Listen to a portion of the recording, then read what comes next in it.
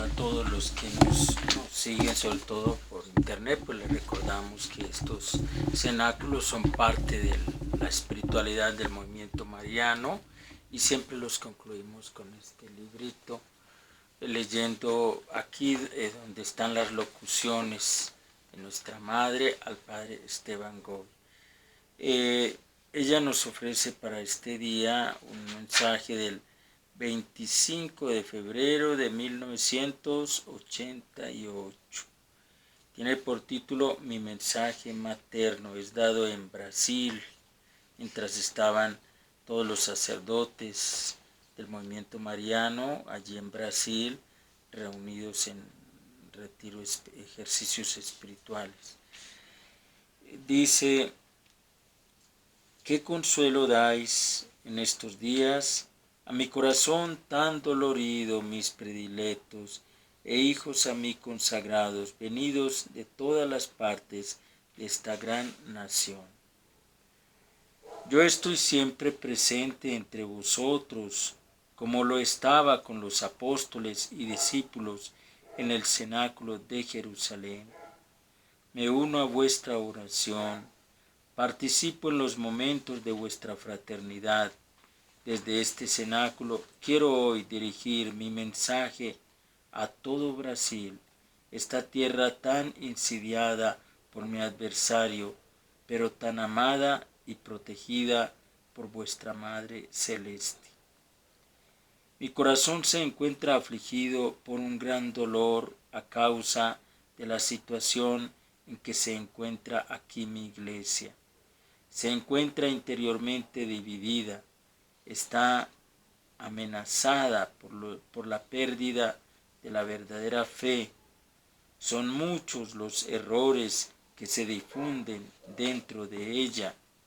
Causa de esta situación son los pastores que ya no están unidos al Papa. Su única preocupación está exclusivamente orientada hacia los problemas sociales y se olvidan que Jesús murió sobre la cruz y resucitó para obteneros el gran don de la redención y para salvar a las almas. Así se difunde cada vez más la enseñanza de la teología de la liberación, que es una verdadera traición a Cristo y a su Evangelio. Obispos y sacerdotes de la Santa Iglesia de Dios, volved a una plena unión con el Papa. Volved a enseñar la verdad que Jesús os ha revelado con valentía y fidelidad. Predicad el Evangelio en toda su integridad y cuidad del rebaño que os ha sido confiado. El cisma y la apostasía amenazan hoy a la iglesia que vive en vuestra nación.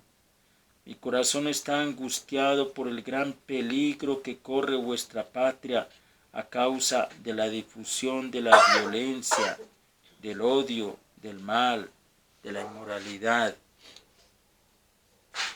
En nombre de un falso modo de entender la libertad, hoy se permiten y justifican incluso los más graves desórdenes morales.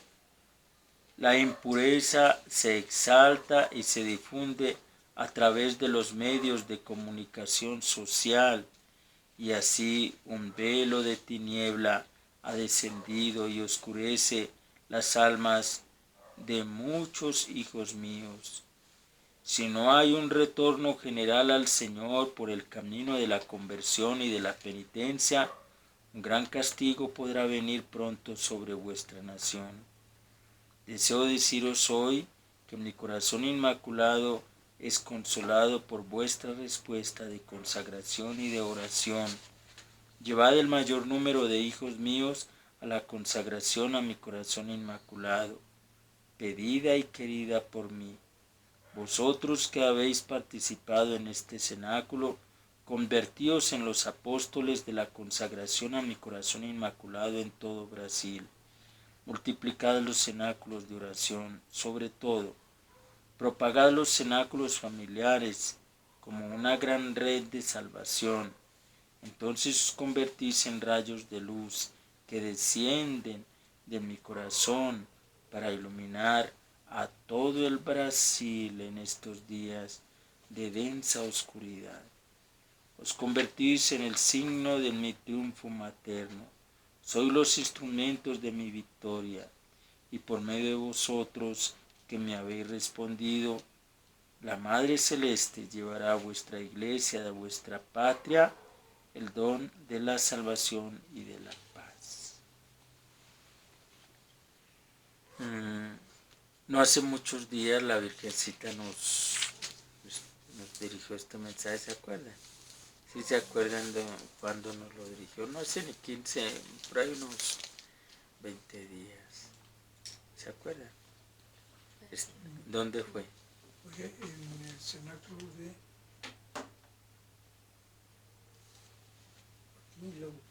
Fue por aquí cerca, estábamos en la casa de Socorro, ¿no? Ah, sí. Estamos en la casa de Socorro. De hecho, los que tienen el WhatsApp ven que hoy precisamente subí este. Pero fíjense que a mí sí me deja reflexionando esto, porque ¿qué nos quiere decir esto? Que la Virgen Santísima nos repite en un mismo mes, 1, 2, 3 veces este mensaje. ¿Qué nos quiere decir? Pues nos quiere decir que ella está preocupada, porque alrededor de este mensaje es toda la problemática del sínodo. ¿Y saben por qué? Porque este mensaje es en ese entorno del Amazonas, porque el Amazonas, pues esta gran selva que dicen los científicos, dice el Papa y dicen muchos, que es el pulmón del mundo, pues no está en un solo país, pero el país que más pedazo tiene de esa selva tan grande es Brasil. Y vendría a ser el norte del Brasil, que son los estados más grandes de esa república, de esa gran nación, pero también las partes más pobres de esa gran nación.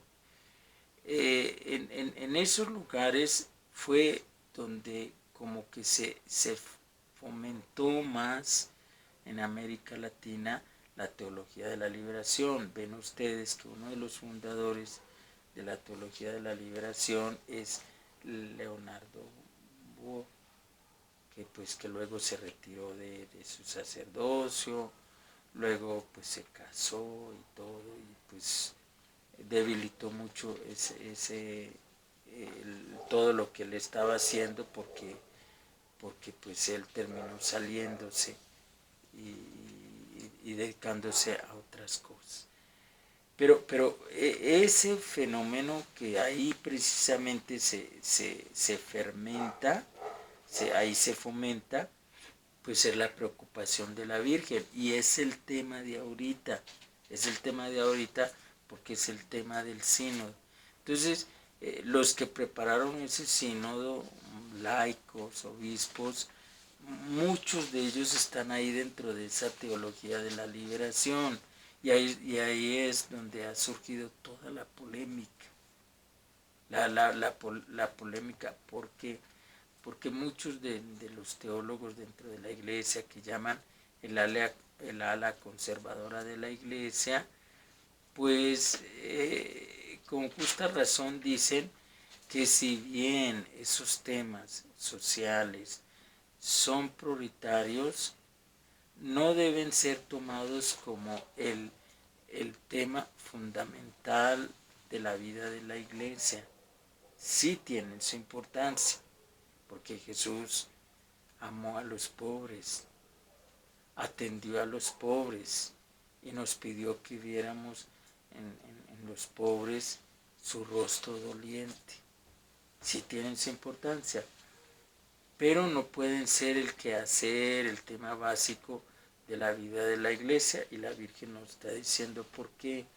Porque el tema prioritario dentro de la iglesia tiene que ser la salvación de las almas.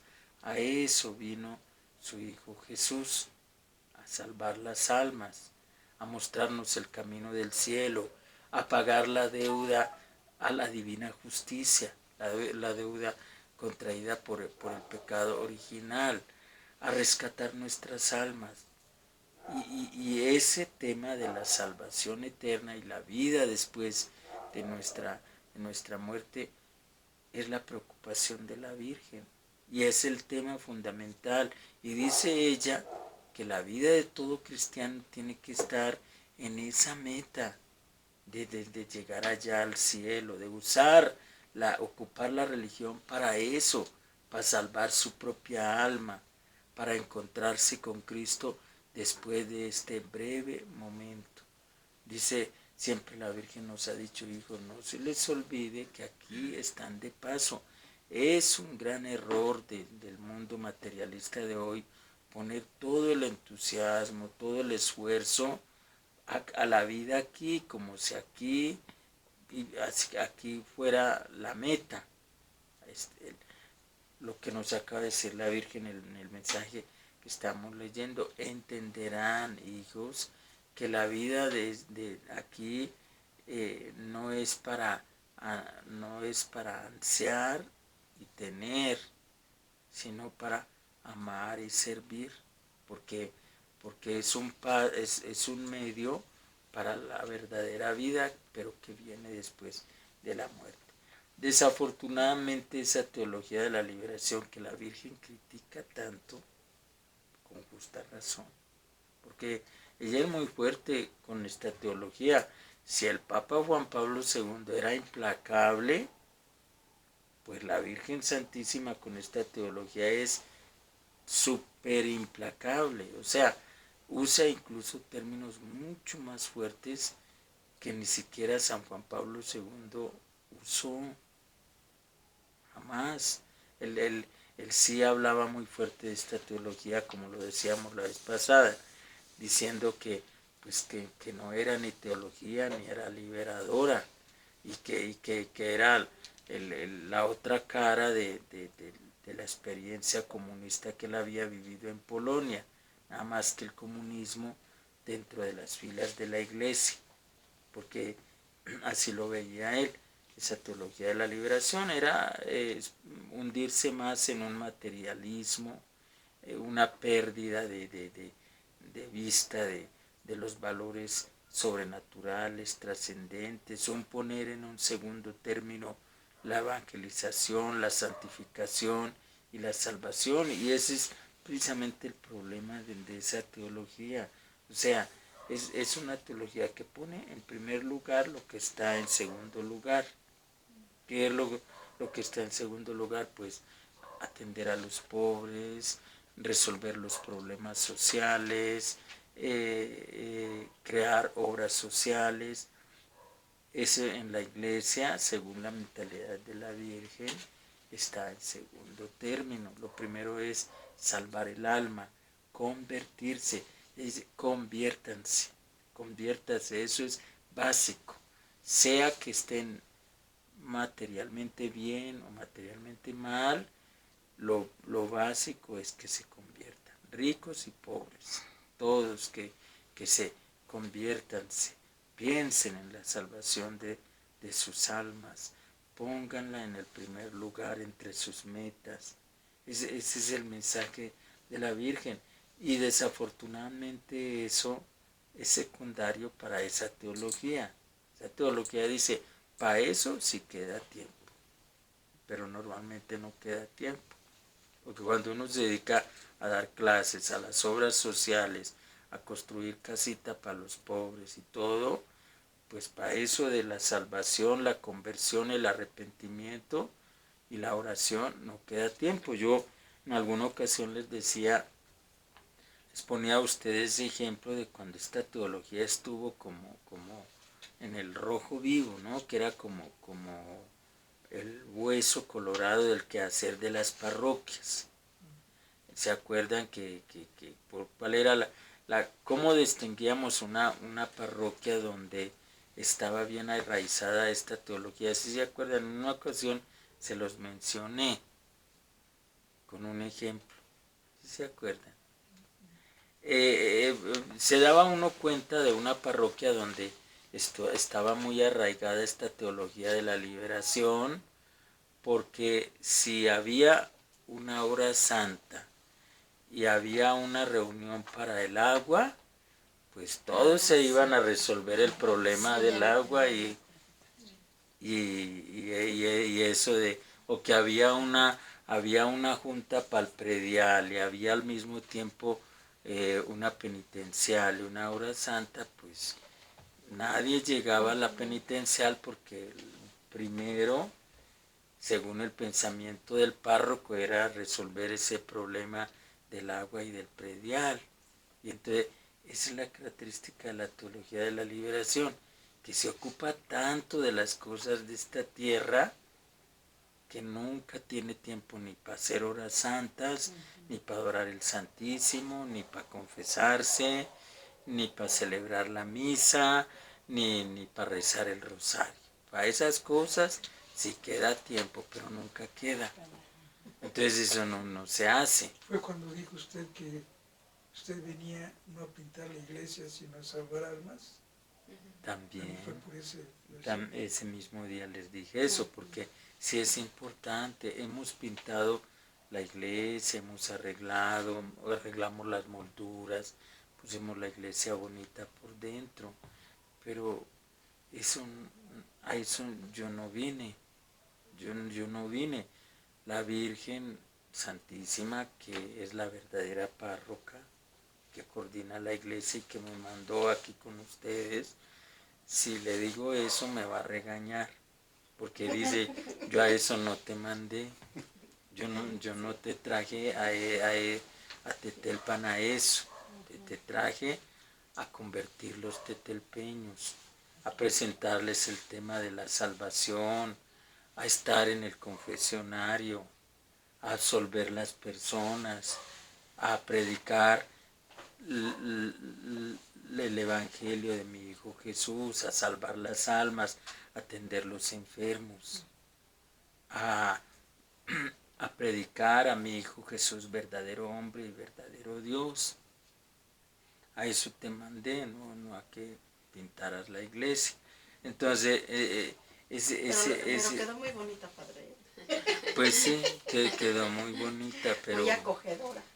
Sí, quedó muy bonita la casa cural y la iglesia, pero si ustedes por eso me van a recordar, pues no porque pues eso no creo que me vaya a servir mucho para cuando me presente ante Diosito.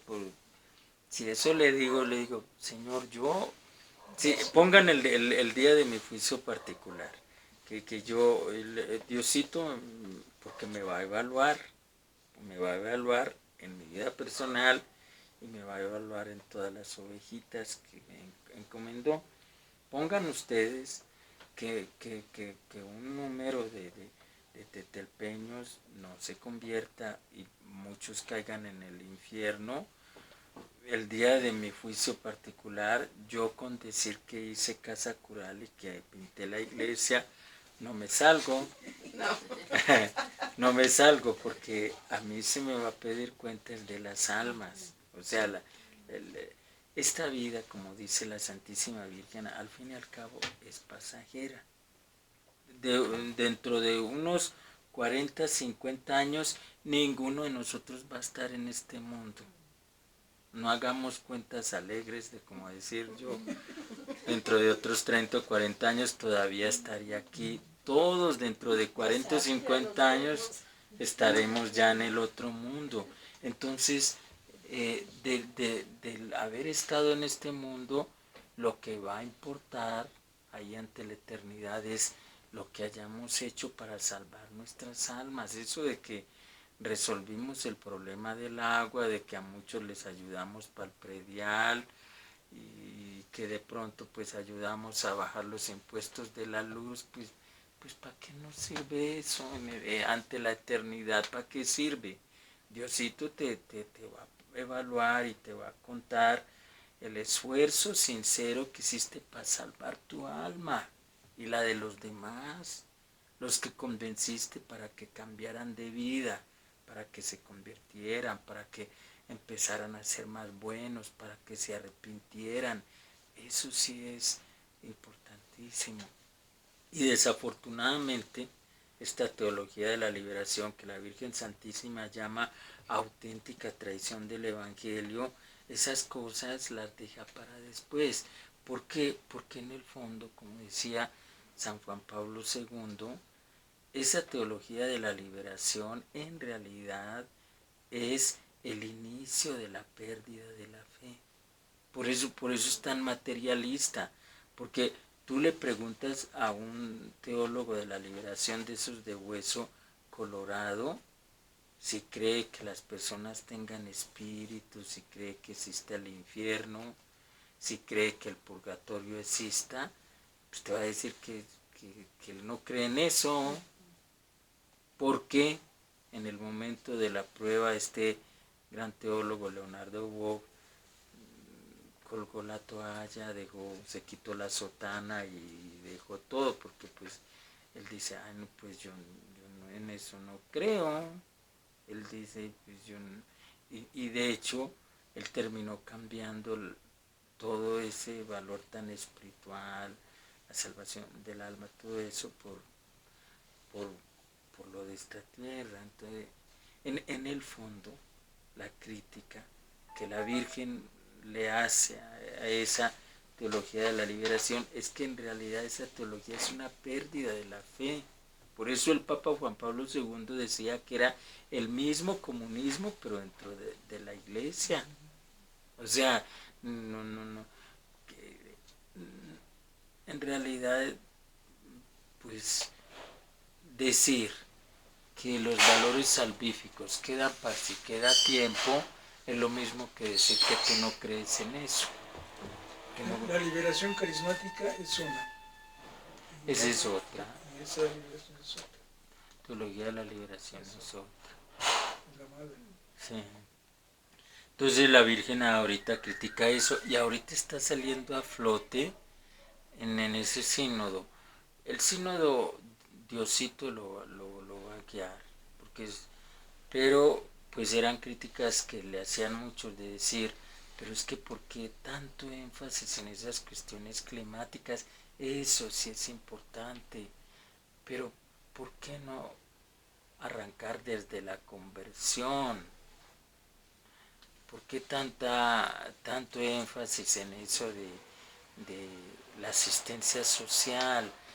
Eso sí es importante, porque si no seríamos protestantes, pero no puede ser lo básico. No puede ser lo básico dentro de la iglesia. Entonces es lo que ella nos dice.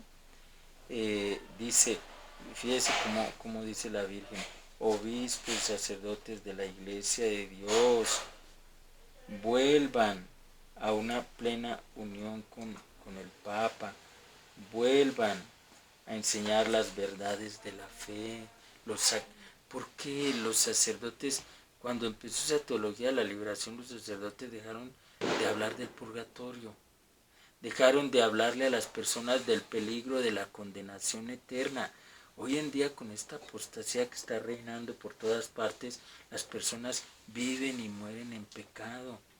Porque el pecado en la mentalidad de tantos se volvió algo tan relativo y del cual ya ni se habla y ni se atiende, que las personas viven y mueren en pecado mortal. Entonces dice la Virgen, no, hijos, vuelvan a hablar del peligro de condenarse, vuelvan a decir que muchas almas caen en el infierno porque no hay quien rece por ellas. Vuelvan a hablar del purgatorio, vuelvan a hablar de los sacramentos, vuelvan a hablar de la necesidad de convertirse. Entonces, eso es lo que ella nos está diciendo. Pues vamos a tratar de, al menos nosotros, poner en práctica esto. Dice también la Virgen, empiecen por invitar a todos a la consagración a mi corazón inmaculado. Dice ella, deseo decirles a todos ustedes que mi corazón inmaculado es consolado por esta actitud de ustedes. Y quiero pedirles, esto es algo que la Virgencita siempre nos pide, quiero pedirles que lleven el mayor número de hijos míos a la consagración a mi corazón inmaculado, tan pedida y tan querida por mí. Yo fíjese, ayer tuvimos junta de decanato, no saben yo cómo me muero de deseos de decir eso, de decirles a los padres, decir, padres, ¿por qué no promueven en su parroquia la consagración al corazón inmaculado de María, la consagración a la Virgencita? Una vez lo dije, recién llegado, nadie me prestó atención. Nadie me prestó atención y digo yo mejor no digo nada porque me va como en feria por andar diciendo cosas, pues entonces, pero sí es un deseo muy grande de la Virgencita, que centremos con eso. Yo ahorita, por ejemplo, decía yo a Joel, le decía, mire, y le dije también a las catequistas, les dije, mire, vamos a tratar de lograr que todos los padres de familia, los papás de los niños, reciban a la Virgen Peregrina, reciban la Sagrada Familia, y les dije, y que ese sea un porcentaje del catecismo. O sea, que 50% el misalito, 25% haber hecho los cenáculos o haber recibido la Virgen Peregrina. Porque, ¿qué mejor catequesis? ¿No les parece a ustedes que la mejor catequesis para un papá, una mamá que tiene su niño en el catecismo sería recibir 8 días la Reina de la Paz? Es que yo he visto que las familias del pueblo que han recibido a la Reina de la Paz quedan catequizadas. Porque hay testimonios muy bonitos de que la familia ya desde ese día volvió a la misa, volvió a aprenderse las oraciones, volvió a rezar el rosario. Los que estaban en unión libre empezaron a platicar de la necesidad de casarse por la iglesia, y todo eso lo hizo la llegada a la casa de la Reina de la Paz. 8 días estuvo ahí, en esa familia, cambió todo. Entonces les decía yo a las catequistas, ¿quieren tener éxito en el catecismo? Pongan 25% del examen final los que recibieron o a la Reina de la Paz, o al Señor de Tetelpan, o a la Sagrada Familia.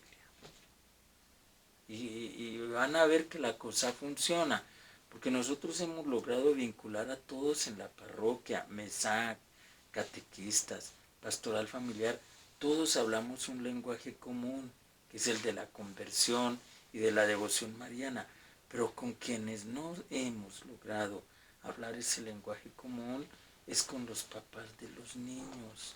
Yo no sé por qué no hemos logrado eso. El año pasado me sentaba ahí en el fondo a ver qué le estaban diciendo a los papás de los niños en la escuela de padres. Lo que les decía Tere me gustaba, y lo que le decía Rosita, pero cuando les hablaba a Ángeles no me gustaba porque es que les hablaba de esta cuestión de psicología sexual, y yo digo que como que eso no hay que cómo orientar a los niños, que para que descubrieran su cuerpo, que para que, pues sí, será importante eso. No es tema, pero yo creo que eso no es tema para el catecismo. ¿O ustedes qué creen? Sí, eso ya lo enseñan en la escuela. Eso es en la Sí. escuela. Entonces, el catecismo es para hablar de Dios. Yo preferiría que más bien pues se haga un cenáculo en la escuela de padres, aunque no cada sábado, pero al menos una vez al mes, y que les hablen recibir la Virgen peregrina, de rezar el rosario, de casarse por la iglesia, Hasta de la vida de los santos. la vida de los santos, todo eso. Ahora que fuimos a hacer el cenáculo, padre, una mamá se nos acercó, ¿verdad? Eran 10 mamás las que estaban. Y una mamá, porque ella decía que ella quería que si podíamos ir a su casa con el cenáculo de la Sagrada Familia. Qué o sea, bien. como que sí les interesa. Qué Dijo, bien. quiero la Sagrada Familia, quiero pláticas prematrimoniales y quiero una hermana que no se ha casado. O sea, Está muy bien. ¿verdad? Es que, mire, nosotros debemos mejorar en las estrategias. Yo he visto que cuando se acaba ya la lista de los que tenemos para recibir a la Sagrada Familia, se hace promoción y eso está bien. Pero yo creo que sería bueno que a esa promoción que ya se hace, se hiciera promoción con los padres de familia, o sea, el cuaderno para anotar a los que la van a recibir, que se lleve el sábado por la mañana. Es decir, ¿quiénes de los papás de los niños que están aquí van a recibir la Sagrada Familia? Se Porque anotó, padre. Se eso anotó. está muy bien, sí. Eso está muy bien. Pero tenemos que hacerlo también con el Señor de Tetelpan y con la Reina de la Paz. Yo creo que dependiendo de la casa, si es muy chiquita, pues la Sagrada Familia. Si tiene espacio, Señor de Sí, Tetelpan o también. la Virgen. Ahora, vamos a insistirles que, mire, las familias, las familias se preocupan, porque yo he escuchado, se preocupan de que, es que yo para recibir la Sagrada Familia yo quisiera ofrecer algo. Díganles ustedes que no es necesario. Mira, si quieres para convivir, un tecito, unas galletitas, no es necesario que hagas gasto. Dicen, no, pero es que hay que hacer gasto porque hay que dar de cenar.